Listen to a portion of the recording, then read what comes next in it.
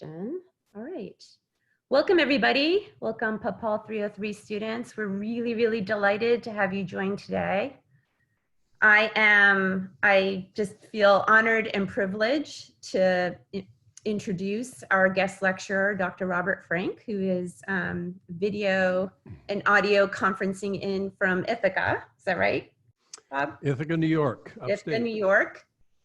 Dr. Frank is a prolific author, publishing at least 10 books, maybe more, and featuring some of the insights of his latest book, Peer Influences, and about social influences and peer influences, that I encourage all of you to take a look at. I have a copy in my office that will be available to everyone in the autumn when we're back on campus. Dr. Frank has also been a very avid and insightful commentator in the New York Times, and I shared some of those articles with all of you students recently. And then the last thing I will say about Dr. Frank is when I landed at Cornell's campus to get my PhD in economics, his class was by far the most popular and the one that we had to navigate to try to get into in time to be able to take it during our PhD careers. So I'm really delighted, Bob, to have you here today and to share your insights with this class. I'm going to hand over the rest of the presentation to you. Thank you so much, Lisa, and I'll tell your students that you are one of my favorite students all time, and it's been great to be able to keep in touch with you and follow your career ever since you left Cornell. I gave a title to the lecture, Viral Contagion and Behavioral Contagion. I think many people don't know what behavioral contagion even is. It's a social scientist term that describes how ideas and behaviors, memes really, are transmitted from person to person in much the same way as infectious disease might be. There are similarities between the two types of processes, but there are important differences between them also. I'll try to describe some of those, but my main focus is on what the two processes have to teach us about what kind of policies we ought to be thinking about as we emerge from the COVID-19 epidemic.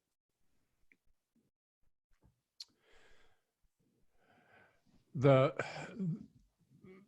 difference between the two shows up most clearly when it comes to the effect of visibility.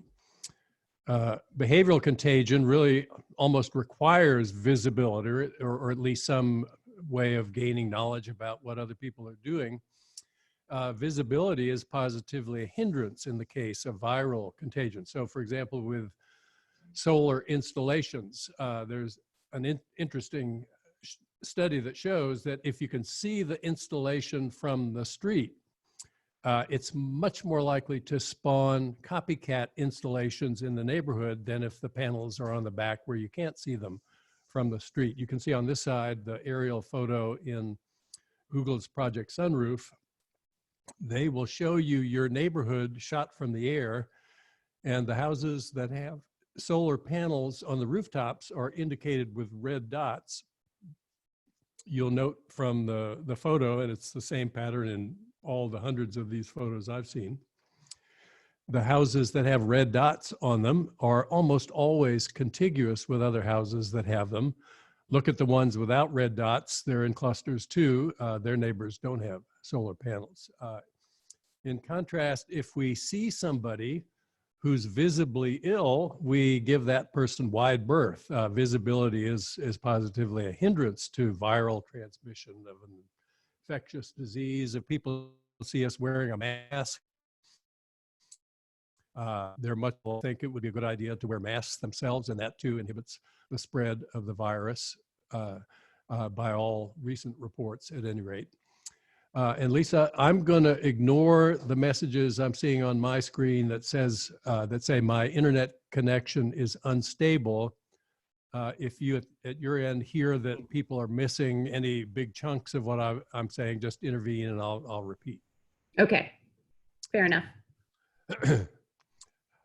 Another interesting distinction between the two types is that viral contagion is almost always bad. Somebody will think of a counterexample, I'm sure, but all the examples we're familiar with, you don't want to catch a virus. Behavioral contagion is sometimes harmful.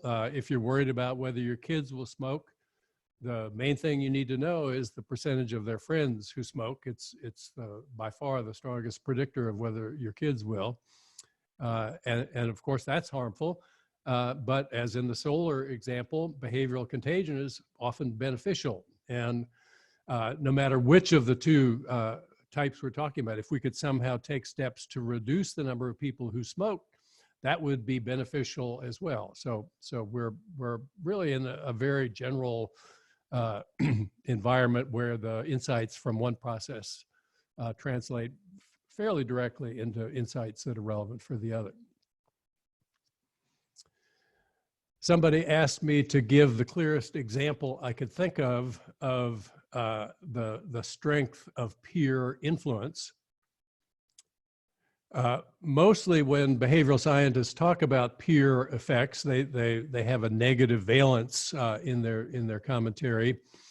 The example that I first encountered, it's got to be 40 years ago now, maybe longer ago, was in a film by Alan Funt, the impresario of Candid Camera, the TV show that ran in the 1960s. Funt is a Cornellian. He was an undergraduate psych major. He put people in interesting situations and filmed what they do.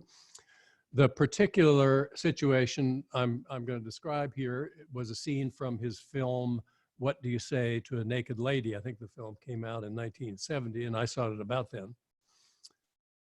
He announces a job. The job is too good to be true from its description as a very high wage. You don't need any rigorous requirements to be eligible to hold it. And so, of course, many people wanted to interview for it.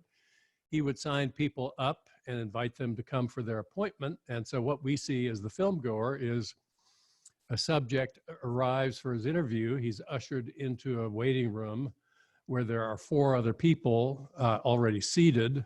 We, the film viewer, know that those 4 are Confederates of Alan Funt. The subject, of course, doesn't know that. He goes in, he sits down, nobody's saying a word. The film goes on about its business and keeps coming back to the waiting room. The 5 people are sitting there impassively, nobody's saying anything to anyone else. Finally, they come back another time with a close-in shot on the subject's face. He's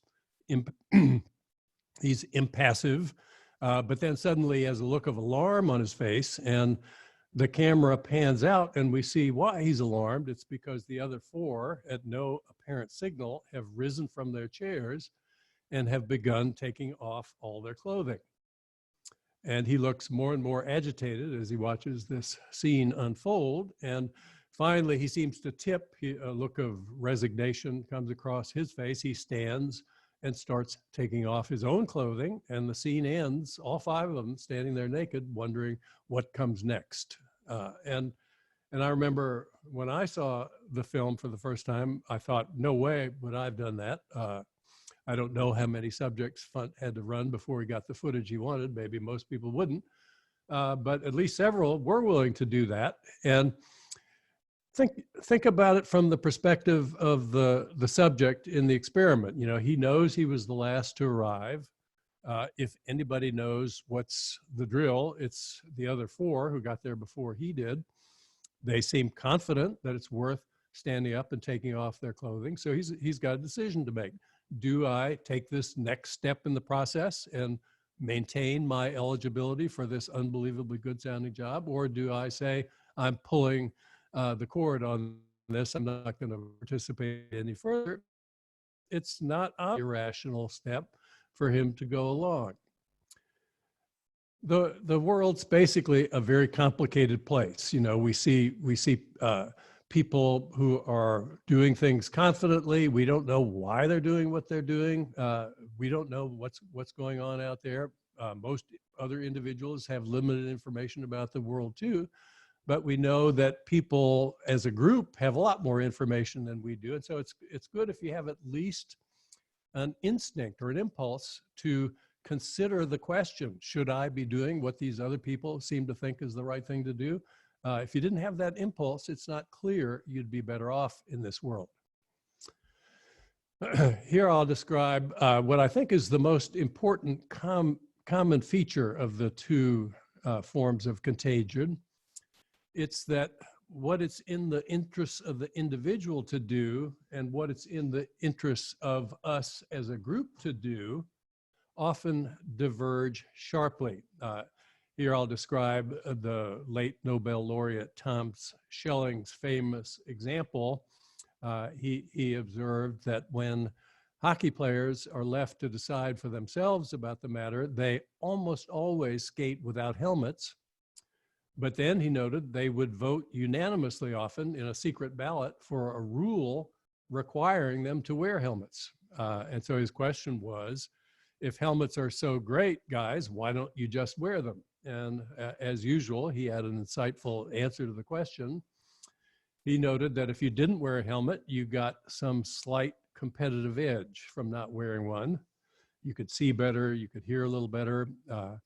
Probably more important, you were more able to intimidate rival players because you were crazy enough to skate without one. They would give you a slightly wider berth on the ice.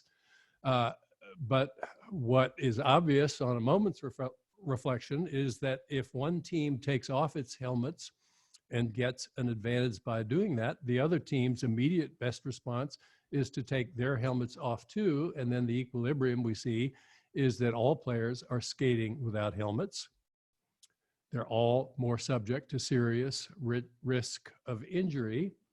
And in the end, half the teams win on any game day and half the teams lose. Nobody gains any competitive advantage when all take off their helmets. And so having a rule is just the only sensible way to proceed here. And that's why they vote for it. This example is a very powerful one. We hear a lot of people today saying that the stay-at-home bans and requirements violate their God-given right to do as they please about where they go and who they spend time with. Okay, that's interesting. These people, I think, need to think about whether it's in our interest that people have the right to do that any more than it's in hockey players' interest that they have the right to skate without helmets.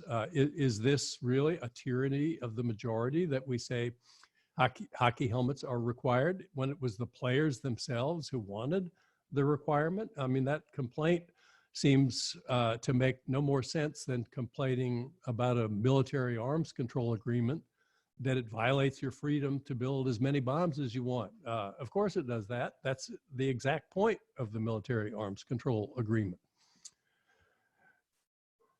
It's the same with both climate change issues and viral containment issues. So in the chart on the left, you'll see the extraordinary power of social distancing when people keep their distance from one another.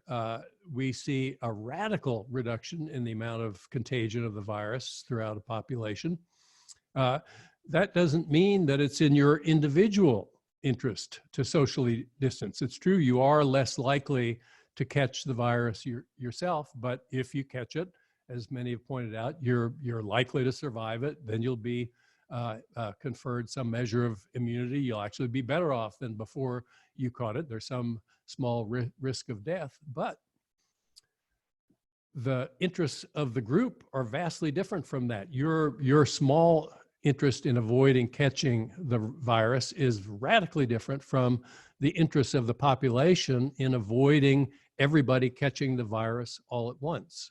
We know what happens in that case. The hospital system is completely overwhelmed. The doctor's forced to make triage decisions. I'm sorry, you're too old. You can't be admitted to the hospital. We're going to let you die all by yourself at home. The horror of that situation is more than any society wants to endure. But if we leave everything up to the individual to behave in whatever way is in the individual's best interest, people will not shelter in place. They will not stay home. We need a mandate. As New York's Governor Cuomo said the stay-at-home order that he issued was not stay at home if you feel like it. It was a mandate. Stay at home unless you really need to be out doing something.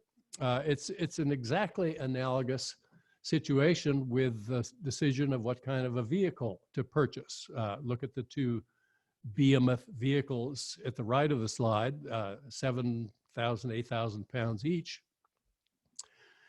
These kinds of vehicles used to be bought only by tradespeople, starting in the 1980s and accelerating ever since. It's now the most popular kind of vehicle. Why do people buy these vehicles? The engineers who designed them were puzzled that they were so popular. You know, nobody needs any of these monster vehicles, unless you're towing a boat up into the mountains every week. You don't need a vehicle like this. They became fashionable and, in a sense, contagious, partly because of functional reasons. If others are driving vehicles like these and you're not, and one of them runs into you, you're much more likely to be killed, or you're much less likely to be able to see the obstacle that's in front of you because one of these things is blocking your view. And so your rational response as an individual is to buy a bigger one too, and then others buy still bigger ones, you buy still bigger, and we get this new equilibrium where everybody's driving one of these monster vehicles. But the rub is everybody's at greater risk of injury and death when we're all driving big vehicles like this than we were all driving much smaller ones. There is no presumption at all in either the case of viral contagion or behavioral contagion that what it's in the individual's interest to do is in what is in our interest to do. Those two things are often sharply divergent. So the people who complain that their rights are being violated by these stay-at-home orders, I urge them, go back and read John Stuart Mill. I read On Liberty as a junior in high school. I thought it was a terrific expression of the respect for individual liberty. Let me quote a relevant passage from it. It's John Stuart Mill writing in 1859. He says, "The sole end for which mankind are warranted, individually or collectively, in interfering with the liberty of action of any of their number is self-protection. That the only purpose for which power can be rightfully exercised over any member of a civilized community against his will is to prevent harm to others. His own good, physical or moral, is not sufficient warrant. He cannot rightfully be compelled to do or forbear because it will be better for him to do so, because it will make him happier, because in the opinion of others to do so would be wise or even right. The only part of the conduct of anyone for which he is amenable to society is that which concerns others. It is the part which merely concerns himself. In the part which merely concerns himself, his independence is of right absolute over himself, over his own body and mind. The individual is sovereign." Stay-at-home orders are completely consistent with Mill's harm principle. You don't have a God-given right to go out and make your neighbors more likely to die.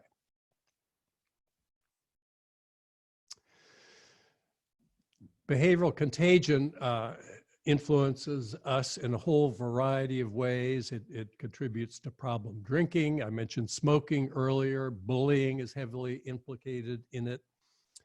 It's involved in cheating in a much more powerful way than I imagined. When people see others cheat and get away with it and profit from it, they feel like chumps if they don't cheat. And so we see a huge spike in cheating whenever people perceive that others are able to cheat without penalty. And this is all really the influence of context on the way we think about things and make judgments and choices. So let me ask you on this slide, which of the three rules shown is darkest? Naturally, you're all smart. You're at Duke. You suspect a trick. You say, oh, they're all the same shade of gray. Well, you're right. Of course, they are all exactly the same shade of gray. But the question is, which one do you think looks the darkest? If you don't think the one on the left looks the darkest, you should schedule an appointment with your neurologist as quickly as possible. There's something going awry in your brain. If you have a normal human brain, the oval on the left should look the darkest of the three, and it's just a simple matter of how it's framed in the surrounding context. You're normal if you think that's the way it looks. This same influence of context has a powerful impact on the way we spend our money. We make choices about what to buy. Is this thing a good thing to buy, or do I need something that's better than this in this category? So is my house okay or not? I'm going to venture the guess that if any of you lived in this house in Durham or any of the surrounding communities, you'd be reluctant for your friends to see where you lived. This house would not be okay.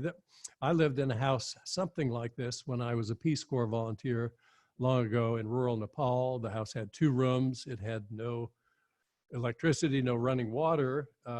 Never once during the 2 years I lived in that house did it seem in any way inadequate. It was a totally satisfactory house. It was a nicer house, in fact, than most of the other teachers in the village high school where I taught. And so, of course, I was proud to have people over.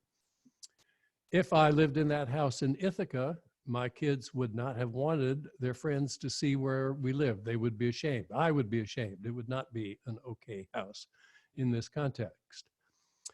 This is an image of the house I currently live in here in Ithaca. If my friends from Nepal would see that house, they would think I must have surely taken leave of my senses. Why would anybody need such a grand house as this one to live in?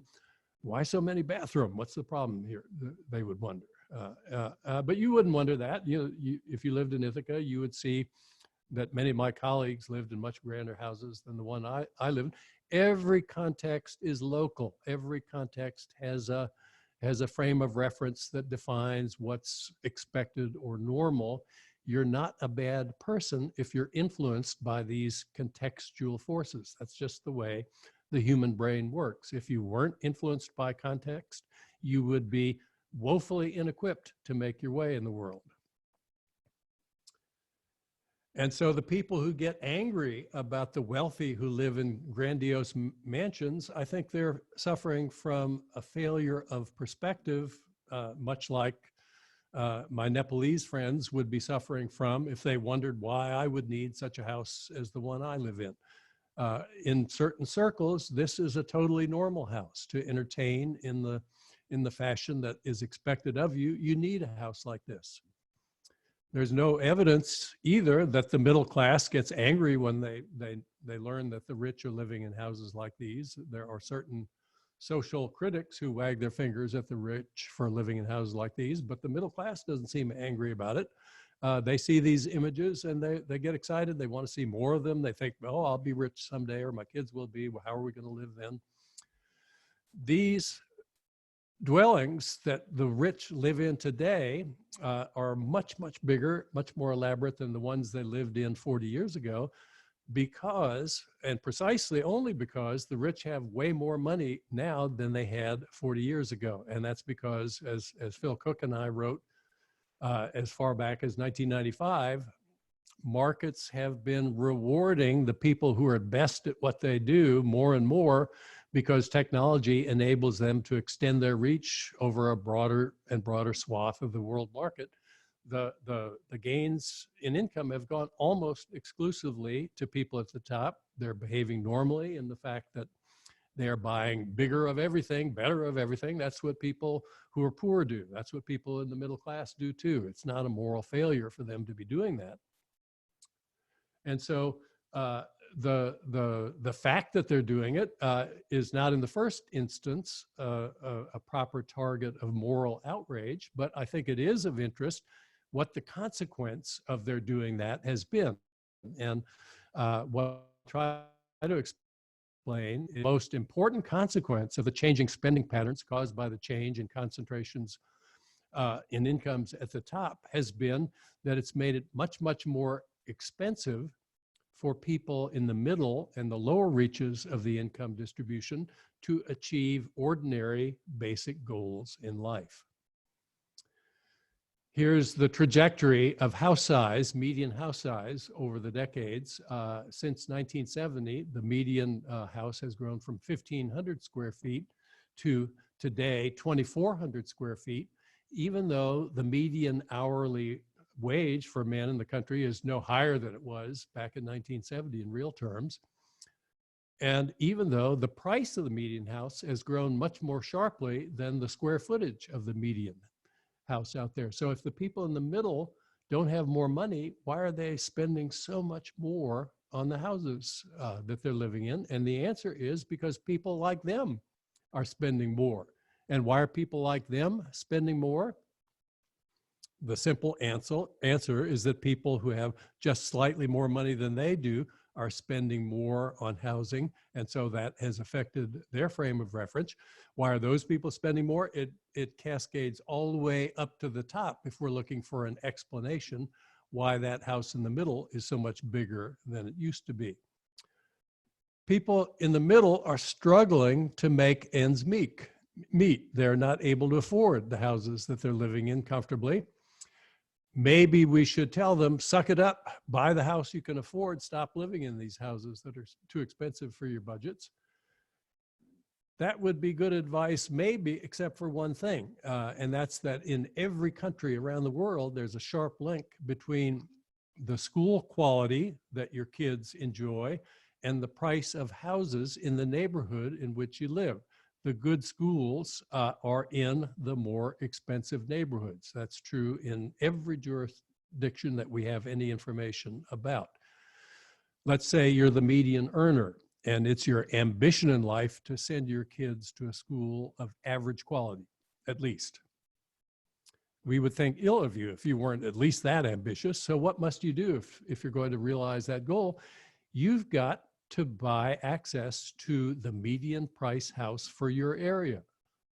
You have no other way to get your kid into the average quality school. If you don't bid along with people in your slice of the income distribution as aggressively as they are for the best house you can afford, then your kids are the ones who will go to the schools that have other students in the 20th percentiles in reading and math that have metal detectors out in front. You're not going to be willing to do that.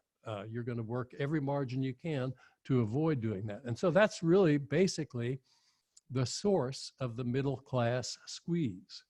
The middle class squeeze would not be with us except for that.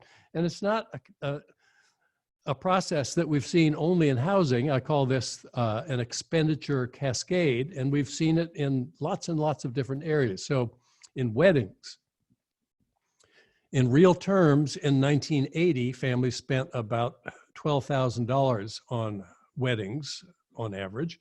By 2018, these are in real dollars, so inflation adjusted dollars, $36,000, 3 times as expensive. Why are families spending more? It's because other families like them are spending more. Well, why are they spending more? It's the exact same narrative as I just described in the case of housing. Are people happier because they're spending more on weddings? Well, if you spent $12,000 on a wedding while everybody else in your circle was spending $36,000 on their children's weddings, people would go home from your child's wedding thinking that you had failed to appreciate what an important occasion it was. You were a skinflint. You tried to skimp when you should have been more generous. If everybody was spending $12,000, as indeed they were in 1980, nobody went home with that impression after a wedding in which people spent $12,000. There's even a paper recently that has come out showing that if you spend between $20,000 and $30,000 on your child's wedding, the people who get married in those weddings are more likely to divorce each year than the people who get married in weddings costing from $5,000 to $10,000. So there's absolutely no indication that people have benefited from this across the board increase spending.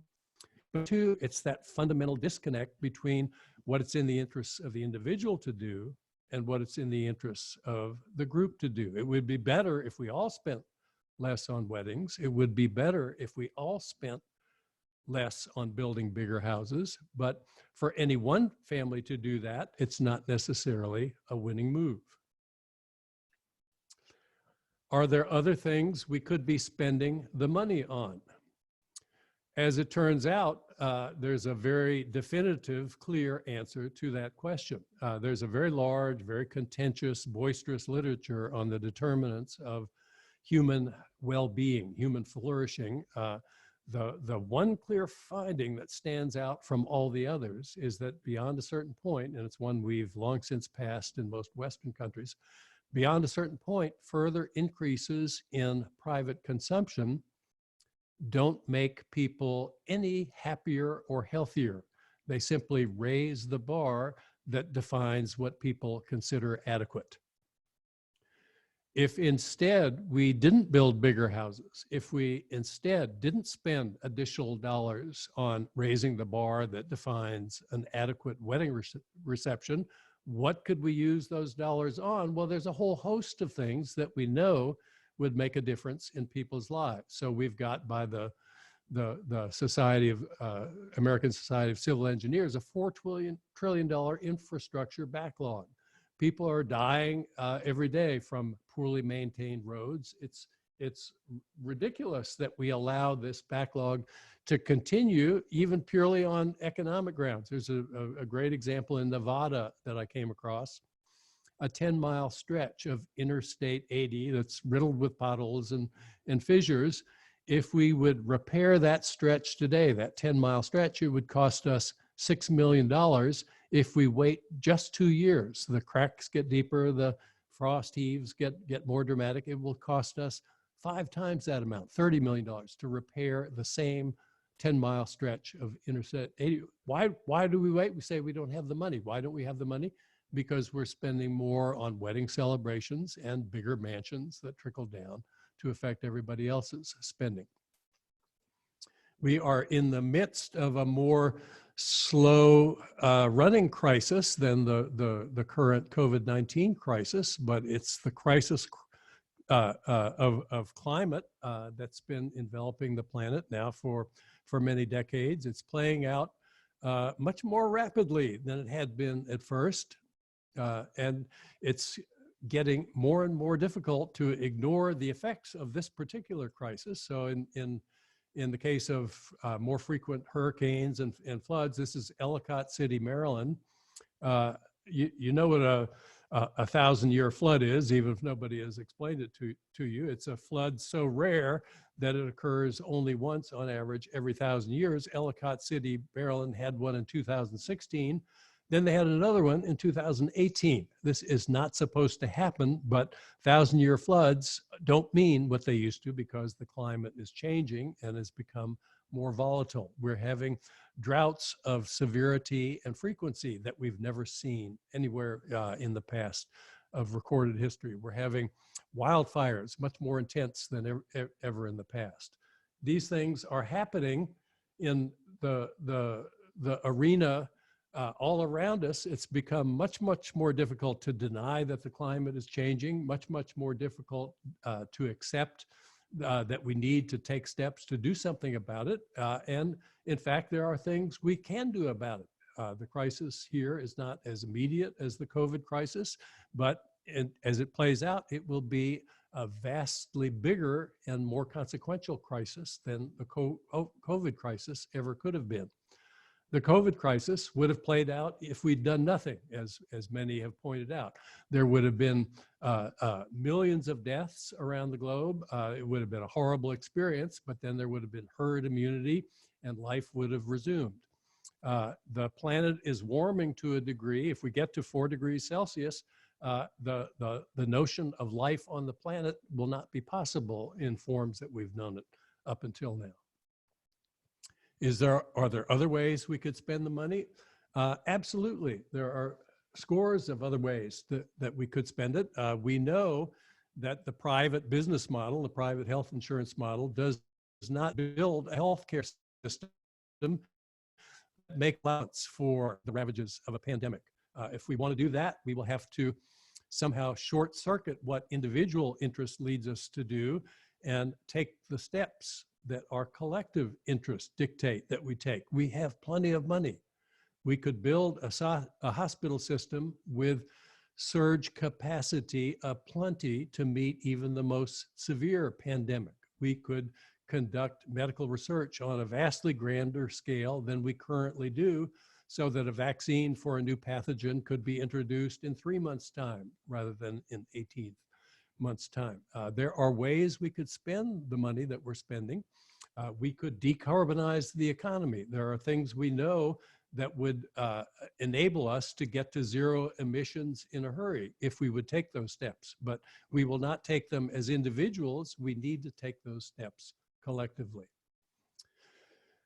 Now, here I'm going to describe for you a thought experiment. I've been working on issues related to contagion for 40 plus years, and I've been making the point that if we spent less on many forms of private consumption and took the same dollars and invested more in the public sphere, that the wealthy wouldn't suffer by much from the reductions in private consumption, and the gains to everyone else and the wealthy would be much more than sufficient to compensate for any losses that were suffered by having to raise the taxes necessary to finance the public investment. So here's a very simple thought experiment that I hope will be easy to remember and describe to friends that captures the essence of the argument. So here I'm imagining two parallel worlds, a low tax world and a high tax world. You can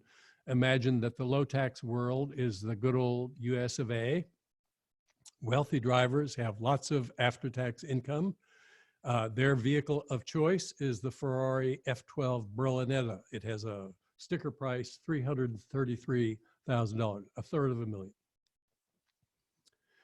The high tax world, let's think of Norway or Denmark. Because they pay high taxes, the wealthy have much less disposable income at their fingertips, and so they're forced to make do with the lowly Porsche 911 Turbo, a car that sells at retail for $150,000. And so here's question number one in this thought experiment. If we could plug rich drivers into happiness meters, in which country would we see higher happiness readings among wealthy drivers, the low tax world or the high tax world? We haven't done the experiment. We don't know for sure what the answer is, but we have a lot of indirect evidence, and that evidence persuades me that we wouldn't see any significant difference in the happiness levels in the drivers in the two parallel worlds. And one reason for that is that the Porsche, by the time you get up to the Porsche 911 Turbo, that's a car that has every design feature that has any material impact on handling or performance. If there's any difference in the absolute performance levels of these two cars, it's minuscule at best. And what's more, the local environments are what frame expectations about performance. So even if there was a minuscule difference, the people in each of these environments would know that they were driving the highest performing car out there in their local environment. And so let's say, as a tentative answer to the first question, they would be equally happy. I'm certainly satisfied with that answer. That's not the most interesting question, however. Much more interesting is who would be happier given what we know about the differences in tax revenue in these two environments. Now, I invite you to adopt the very most hostile view of government you can muster. Government's not the solution, government's the problem. Government builds bridges to nowhere. Government anoints welfare queens right and left. They'll piss away every dollar you pay in taxes. All right, adopt that view. And then look at government budgets. There is waste that you can identify in those budgets, but what you'll also see immediately is that the bulk of government revenue is spent on public goods and services that voters seem to care about: road maintenance, bridge construction, and the like. And so the real question we need to ask as a practical consequence of evaluating the two regimes is, who's happier? The person in the low tax environment who drives his Ferrari on roadways riddled with foot-deep potholes, that's us, or the Scandinavian driver who drives his lowly Porsche 911 Turbo on well-maintained roads. And that's not even an interesting question to pose. There's just nobody in the class, I'm sure, who would feel comfortable standing in front of an informed audience and trying to defend the proposition that the Ferrari driver on potholed roads would be happier than the Porsche driver on well-maintained ones. Beyond a certain point, additional dollars spent on private consumption just raise the bar that determines what we think of as adequate. Those same dollars could be much more productively spent in the public sphere, where they would benefit not only the very wealthy, but also everyone else up and down the income distribution. So my conclusion is higher taxes, the very taxes we would need to levy in order to make the massive investments we need to decarbonize the economy, in order to make the huge investments we need to be insulated from the worst consequences of the next pandemic. Those higher taxes on the rich, which is where we would have to levy them. We can't get the revenue we need to do those things by taxing the middle class and the poor, who are already suffering, unable to make budgetary ends meet. Those higher taxes on the rich won't hurt them at all. That's all right. 40 years worth of trying to persuade people of the validity of that claim, and I have been making so far zero discernible progress in that effort. I regret bitterly now that I didn't have the wit to pose the question that you see on this slide, which is, if higher taxes would pay for public investment whose value to the wealthy would exceed their loss from the corresponding decline in private consumption, why don't rich people vote for politicians who would tax them and spend accordingly?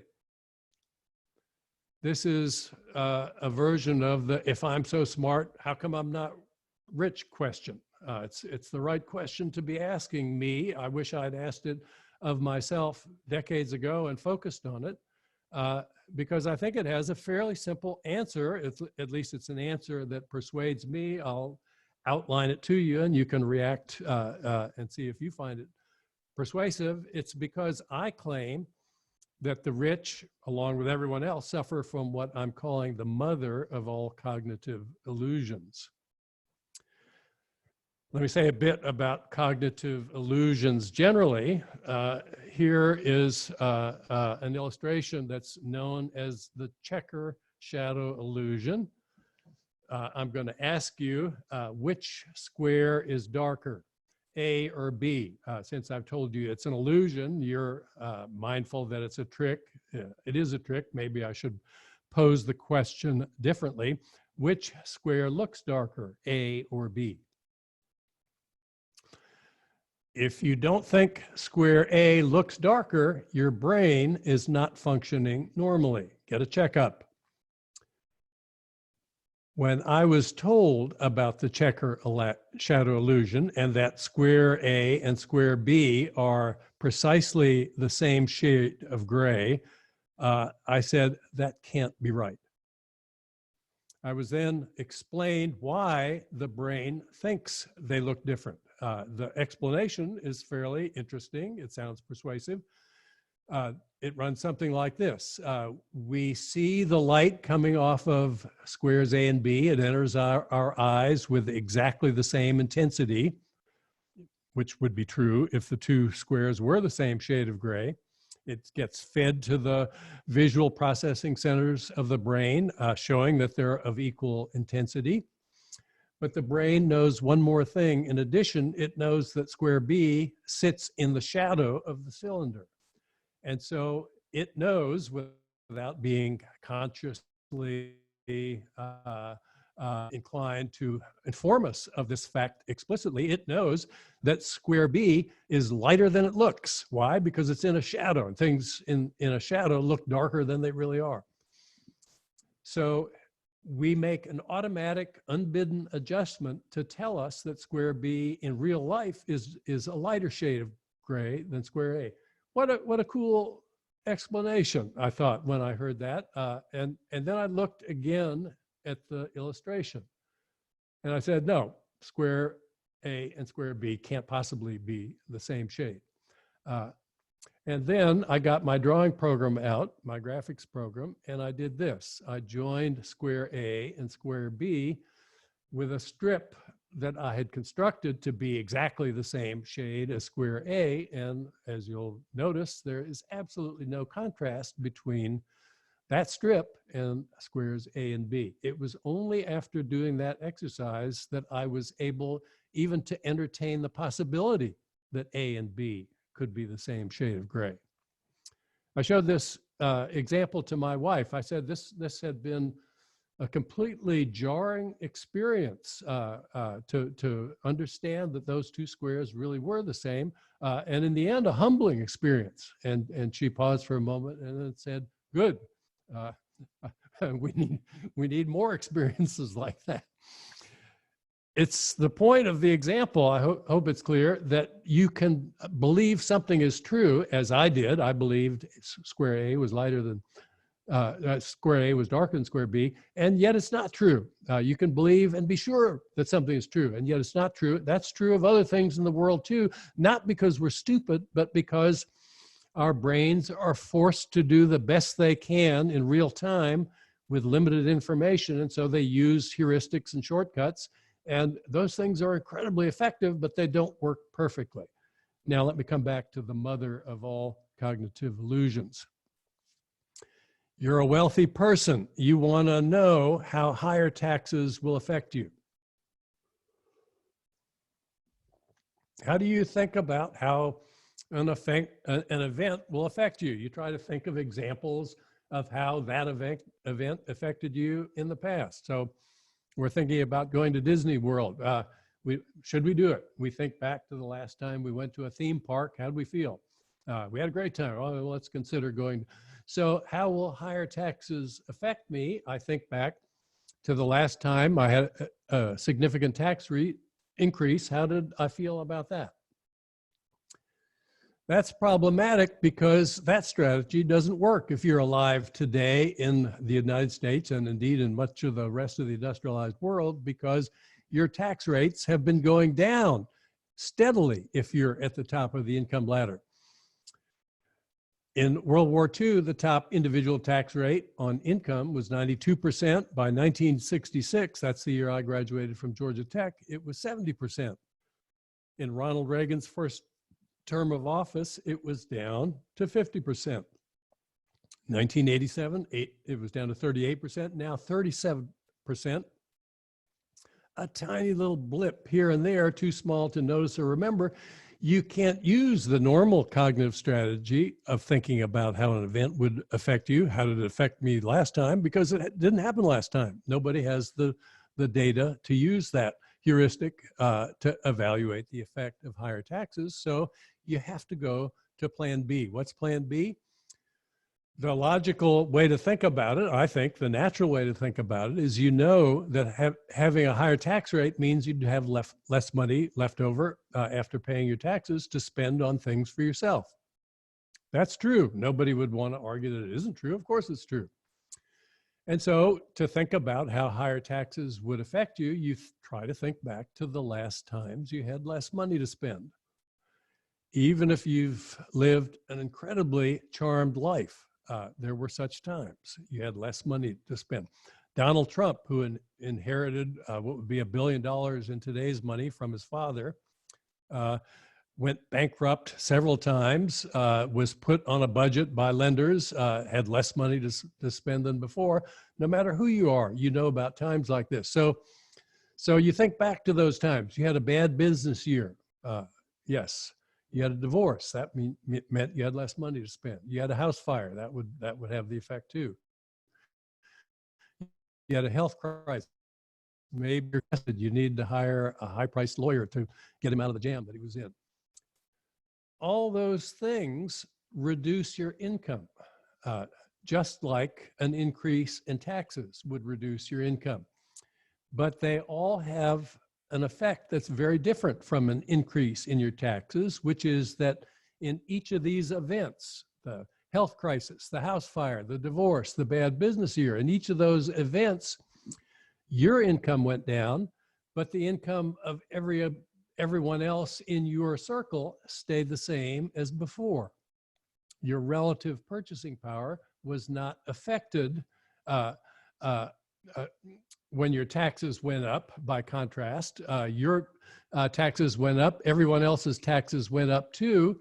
That's not like these events. These events are your income goes down, everyone else's income stays the same as before. And what counts is your relative purchasing power in terms of your ability to buy those special extras that you want in life. You're not worried that anybody's got a tax proposal that will keep you from buying what you need if you're wealthy. Nobody would dare propose such a thing as that. You're worried they're going to make it harder for you to buy those special extras that you want.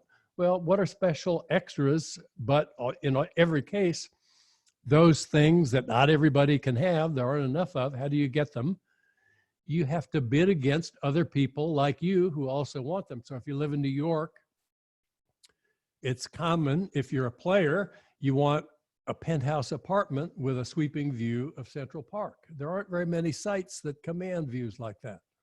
How do you get them? You have to outbid other people like you who want them. If your taxes go up, if their taxes go up too, then the incomes of those who end up with the maximum bids are all smaller than before, but the winning bidder is exactly the same person as before. Nothing changes in relative terms.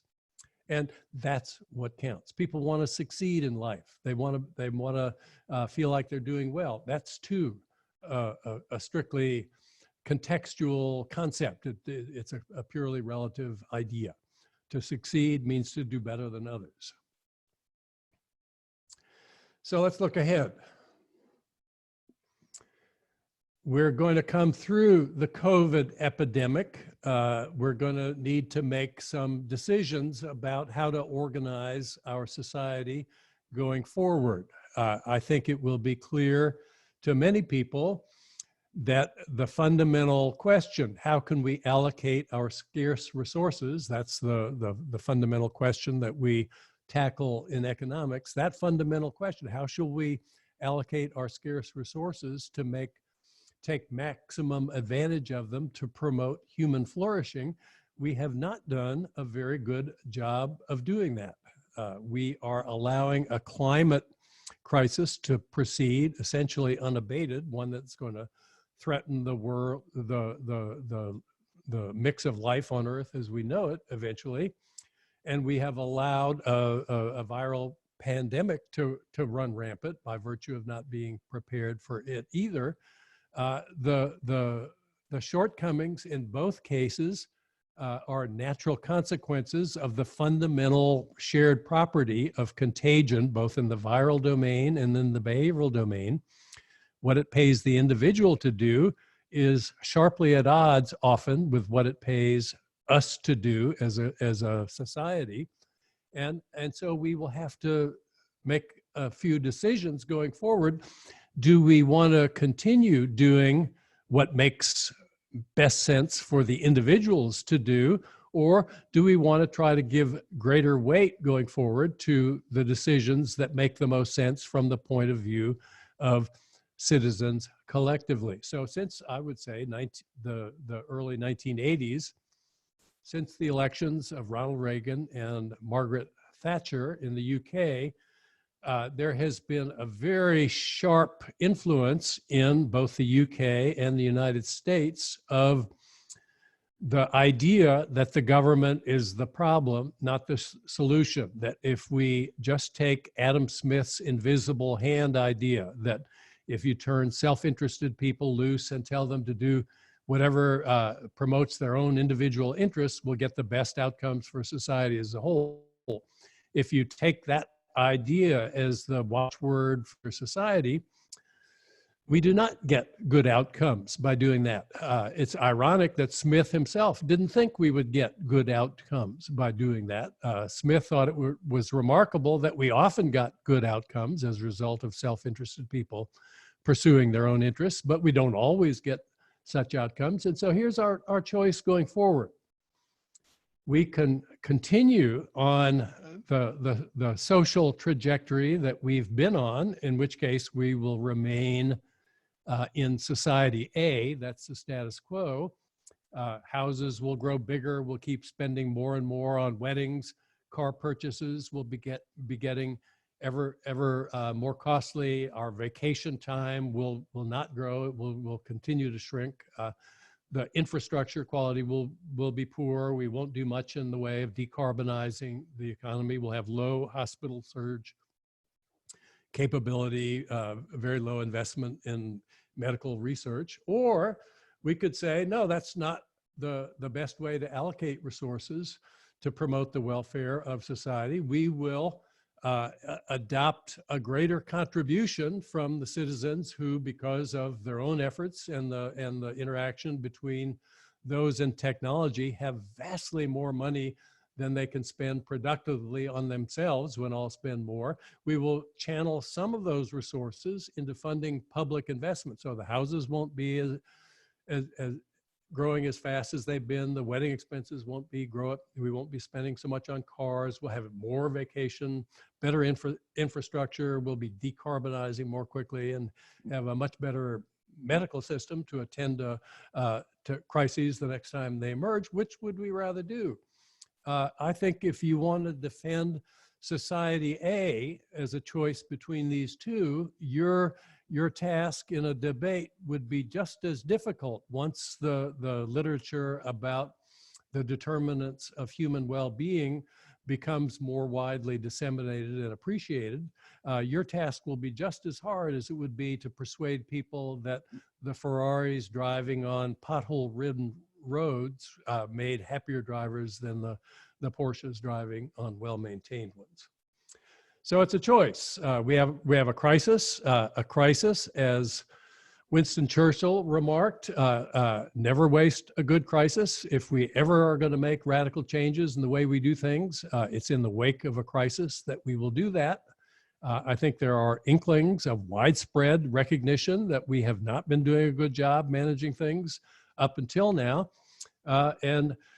If we can take advantage of this crisis, I see rays of hope. It remains to be seen, of course, whether we will be able to do that. And so may you all live in interesting times. I think it's clear that we do. And that's my last slide, Lisa. All right, terrific. And you're in charge All right, excellent. Tell me what to do. Thank you. Thank you for that fantastic overview. I'm going to open it up. I haven't received any questions via the chat, but everyone, this is your opportunity to either raise your hand because you want to ask a question, or insert something into chat, and I'm happy to ask the question for you. Any questions for Dr. Frank?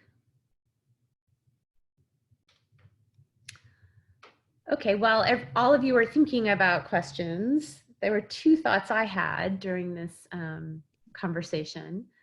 One is a little bit of, I guess, an accessory to this, but something interesting that's happening in the contemporary period is child development experts have been studying at what point young children are aware of their relative economic well-being. Right, we think children are raised, yes, right, in a very kind of not a constrained way, but a protected way, and it's fascinating. So as early as age 3 or 4, children become aware of their socioeconomic status and their kind of racial ethnic differences, their gender identity. So I think there's a companion phenomena happening through childhood in our contemporary world, where we're just more and more aware of our kind of social influences and our societal influences. So I was thinking about that. And yeah, people have talked about social media's role in that. Right. And I think when people have gone home during the lockdown, when they're all in the dorms, their circumstances are at least superficially the same. We're eating in the same dining halls and living in rooms that are all furnished in similar ways. But when people are on chats and some people are in mansions and other people are living in very modest circumstances, those differences become much more salient to people. Right.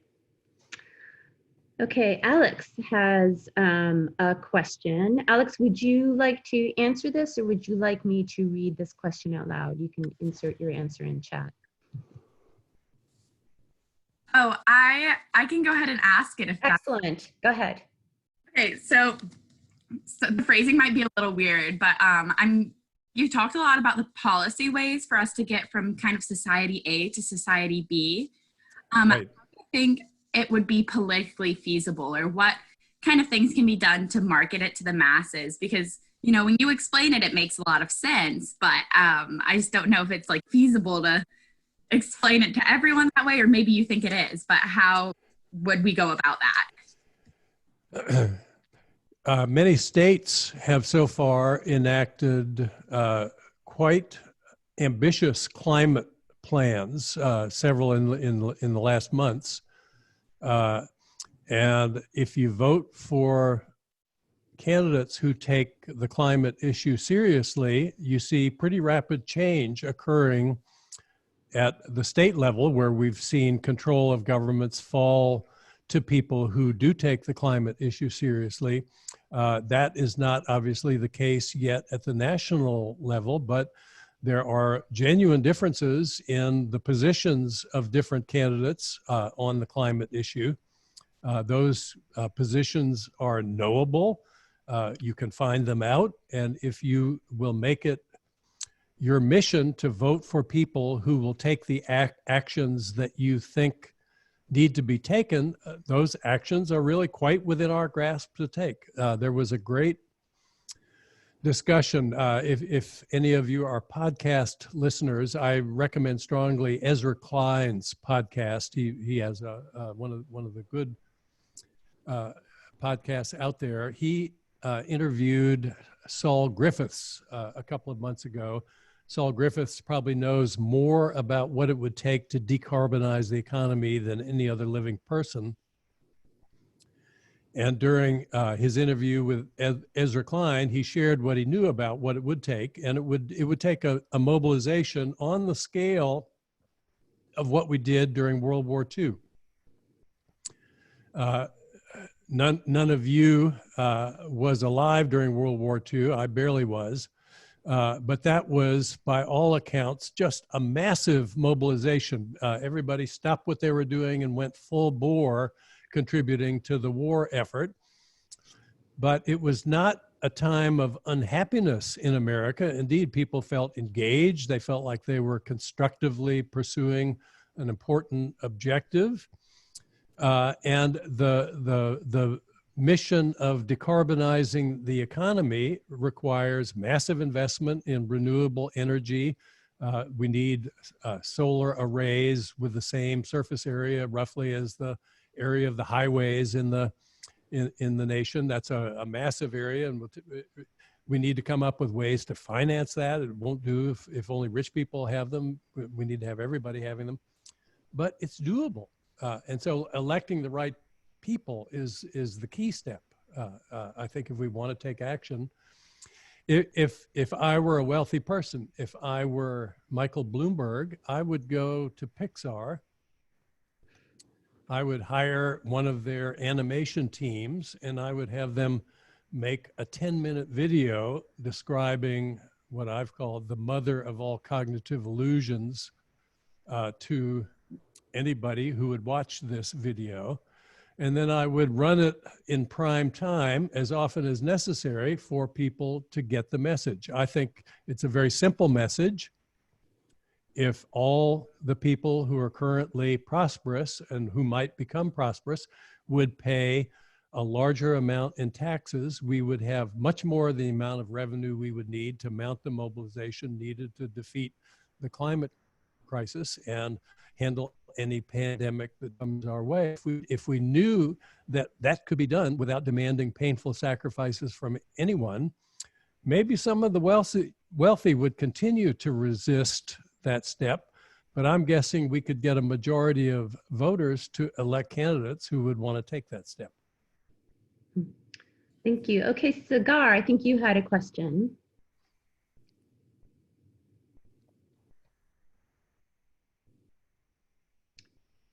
My question was kind of answered by the climate change stuff. Ah, wonderful. Okay, great. Alex Johnson, your question. I already asked my question. Thank you. Oh, sorry, Alex. Sorry, wrong Alex. There's another Alex. Alex Nichols. Thanks, Alex Johnson. Alex Nichols. Yeah, so I wrote my question into the chat, but I was basically curious how, Dr. Frank, you maybe analyzed higher education with regards to sort of consumption inflation.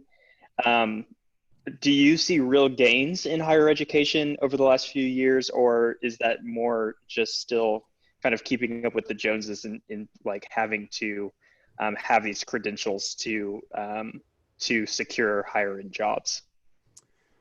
Thanks for that great question, Alex. I'm guessing you won't be surprised to hear me say I think there's a lot going on in that arena that's very similar to what's going on in the consumption arena. The pioneer in the positional competition movement, an economist in England, Fred Hirsch said, "The value of my education depends on how much education the man in the job line ahead of me has." So yeah, you need a master's degree to be eligible for certain jobs today, even though in fact the things you need to learn to do those jobs may not be substantively different from the high school graduate requirement that existed some decades ago. So there's definitely been evidence of arms races aplenty in the domain of higher education. You know, all the students who are ambitious want to attend a high-ranked school like Duke. How do you get to be a high-ranked school? There are hundreds of universities that want to be in the top 10. How do they get to be in the top 10? They try to hire distinguished faculty like Lisa and Phil Cook. Well, there aren't enough of them to go around, so what happens? We keep bidding up their salaries. Lisa may not agree that her salary is too high, but you know, a lot of us are paid much more than we used to be in the past, precisely because schools are bidding for us. And if we all earned less, we'd still be delighted to do the jobs we're doing. In the domain of financial aid, it used to be the aim for the budget officers to target financial aid to the families who need it. Since the ranking of universities has become so much more important in the competition to attract good students and faculty, and since the SAT scores of the entering class figure so prominently in the rankings formulas of US News and Business Week and others, students are now being bid for on the basis of their SAT scores. The financial aid officers are sending money to students to get them to come, even though their parents don't need the money, because if you can get somebody with high SAT scores to come, your university ranking position will move up. And this is exactly a form of economic waste, precisely analogous to the economic waste that we see when everybody builds a bigger mansion. The rich don't get any happier when they build bigger mansions. They're probably less happy because the mansions are more trouble to take care of. Thank you. Really important question. Another good question. Shivam, are you comfortable asking your question, or would you like me to ask it? Yeah, I can ask it. Great. I was just wondering, Dr. Frank, like, how do you respond to the argument made by like the ultra wealthy that they're helping society more through like philanthropy rather than taxes? Because there's this like narrative that the government spends money ineffectively. Again, if you look at government budgets, it's been said that the government is basically an army. It's an insurance company with an army.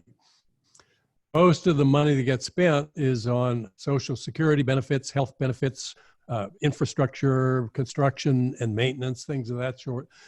Is there waste in the private sector? Yes, there's waste in the private sector. Is the waste in the private sector on the same scale as waste in the public sector? Well, you have to look hard for the waste in the public sector.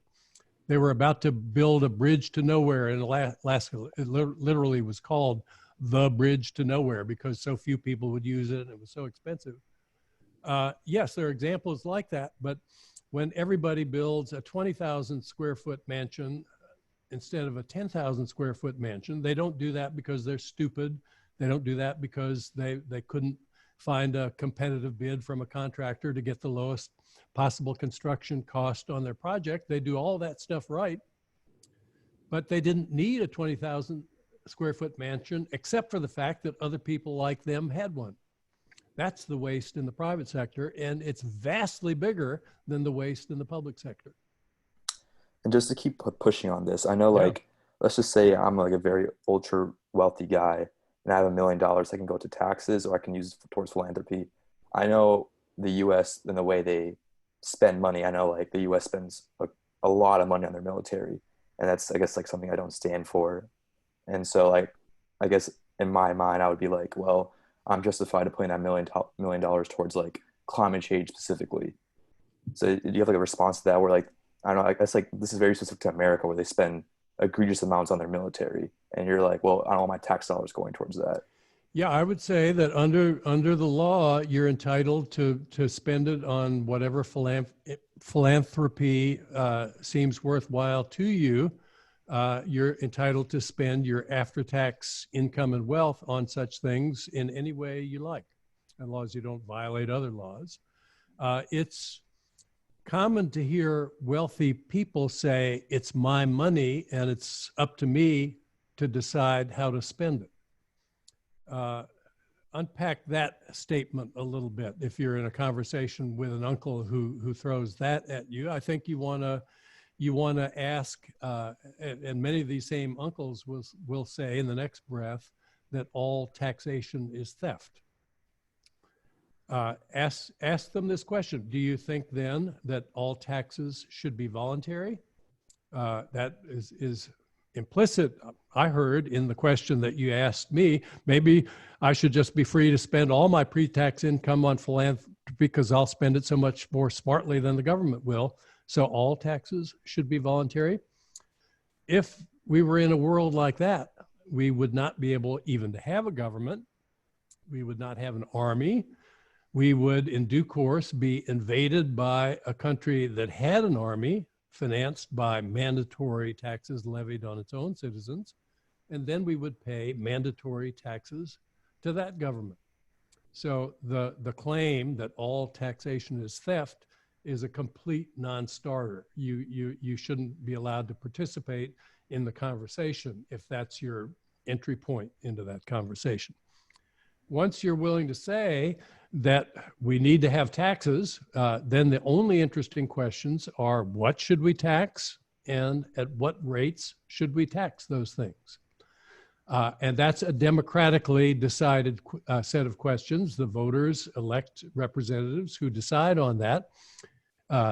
We will elect people who will set the tax rates. And if it's our democratic judgment that you as a wealthy person pay more and that leaves you with less to finance private charities, that's just what you're going to have to live with. You'll have fewer buildings named after yourself. And that's what you're going to have to live with. Thank you. Thank you. Okay, we are at the end of our precisely 1 o'clock. Dr. Frank, thank you very, very much again for sharing your provocative insights and the history of your learning with our class today. Such a pleasure. Lisa, I'm so glad you asked me to do this. I was nervous about doing it. I taught a class like this just before this one, so I didn't feel as worried about it. But if the students got something out of it, I'm delighted to have had a chance to do it. Thank you again. Take care. Yep.